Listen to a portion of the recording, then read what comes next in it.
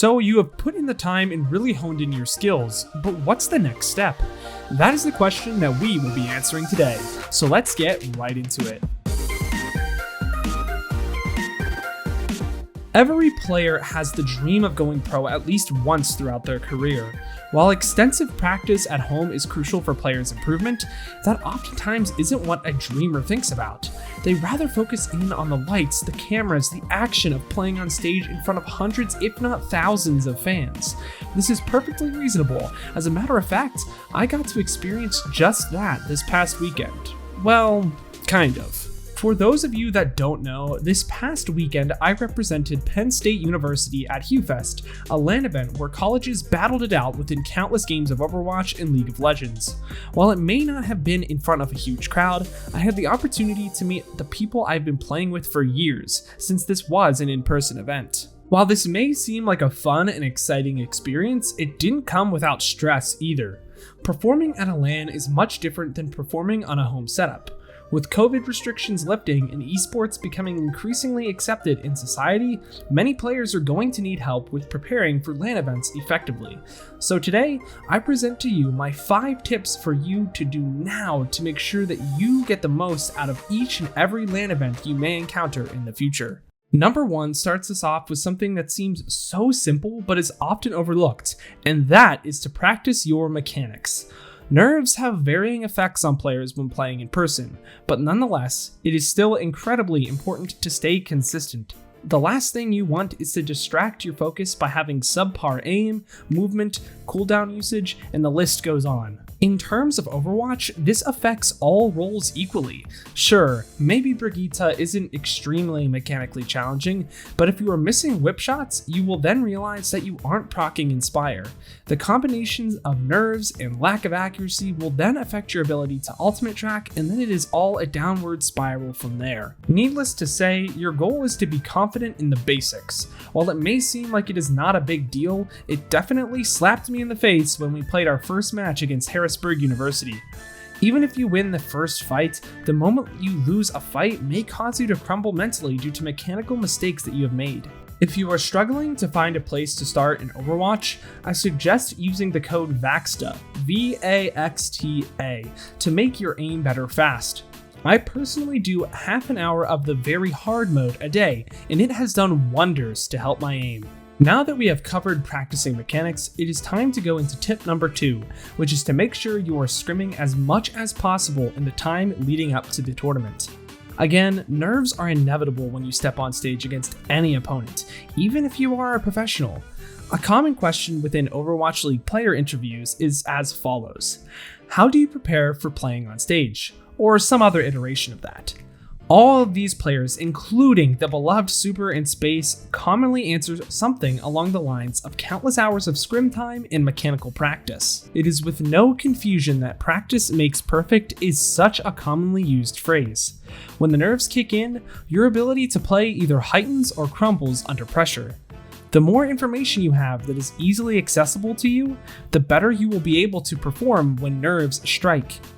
The more you can mitigate the need to think about things like where to rotate to, how to counter specific heroes, and when, along with how to play different compositions, the more likely you are to succeed at an in-person event. Now, before I read the angry comments of, "Well, Paz, I don't have time to scrim 4 hours a day," I just want to be straight with you.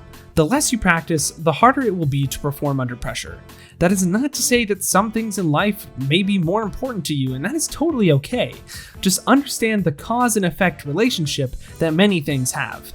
Cutting out 2 hours of mindless TikTok scrolling for an extra 2 hours of scrims is perfectly reasonable. However, cutting out 2 hours of attending your son's soccer game is unreasonable for an extra 2 hours of scrims. Skipping out on specific moments can lead to negative emotional consequences. It is important to understand that less scrim time will adversely affect your performance, but social stability is more important for your lifelong well-being, which also affects your long-term performance. Sure, practice is important, but what else can you do to practice for a LAN that isn't so technical? What I suggest doing is to start streaming. Now, I don't mean that you should set out to be a streamer and go all out on trying to become a streamer, but start getting used to playing in front of a crowd. Streaming is as easy as downloading OBS and hitting the go live button. Turn off that view count, send the link to some IRL friends, and show them what you can do. What you'll come to find is that it is quite nerve-wracking to play in front of an audience, whether it be in person or online. While they definitely have their differences, it can help you feel more comfortable being human and making mistakes. Had I not had this experience under my belt, I would have been a wreck at HuFest. The reason that I like this tip so much is that it works in tandem with tip number 1. You already should be practicing on your own, so why not bring others along for your journey? This is something that a lot of creators don't do, but I am sure that there is a niche audience for it. That being said, what do you all think about me bringing you along my journey? Let me know down in the comments below, and thanks for watching this far. Let's move on to the next point. Point 4 deals with everything health related. It may seem like human health is in no way related to gaming, but in reality, it plays a huge role in your success as a player. Memorizing rotations is incredibly important when competing at a high level. While these do take a long time to learn, you can't pass up on sleep. Lack of sleep can adversely affect your ability to remember things that you have learned. So while you might think you are getting more out of your extra hour of learning a map, you really aren't being that efficient. Try to implement the recommended 8 hours of sleep into your daily life rather than the night before the LAN, even though that is as important. Creating great habits leads to a great life. Moving on, I am not here to tell you what to eat, as I am by no means an expert. However, from my own experience, I can tell you that you need to eat. Going into anything hungry is just a bad idea. A test, a date, a conversation with your mom, yeah, it's just a really, really bad idea. When you are hungry in game, the body doesn't have the proper nutrients to fuel brain power. When competing in a sport that is all about on-the-go thinking and witty reactions, it is a must to eliminate hunger before it strikes. Food at LAN events isn't always readily available, which is why I suggest bringing along some granola or protein bars in case you need to fill up in a pinch. The same goes for plenty of water. The healthier you can go, the better. Lastly, touching some exercising is another great habit to form into your routine.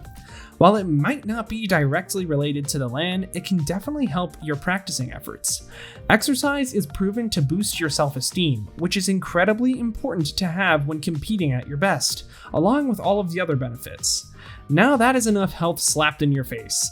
Let's move on into our last point of today's video. For tip number 5, make sure you are having fun. After all, LAN events are a change of pace rather than simply sitting in your room and playing video games. You finally get to associate faces with the names you play on a daily basis. Even if you don't win, take the time to make connections, even if you don't know them personally yet. The tough reality is that connections influence your success in esports heavily in the current state. While it isn't everything, it will definitely help you out. Don't burn bridges at a LAN, rather build new ones. Create a win for yourself outside of the game, as it will help you with the future. Players aren't the only people at in-person events, staff are there as well, and if you are interested with playing in esports, you are likely interested in working within esports as well. Point being, make the most out of your in-person tournament experience. This is your chance to meet like-minded people in person. Penn State may not have won HuFest, but we got the opportunity to meet a lot of players and friends that we have never gotten the chance to do before. We got to make a lot of fun content as well, which I am sure I will have ready for you guys sometime soon. While winning is a bonus, you have to remember when you get to this point the dream you had when you started your journey and really make the most of it. Don't regret being shy, get in there and have some fun.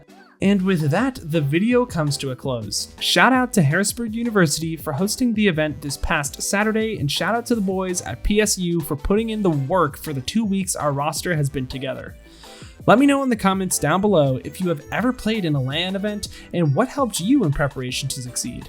As always, thank you so much for watching, but until next time, I've got a peace out and Paz out. I'll see you in the next one.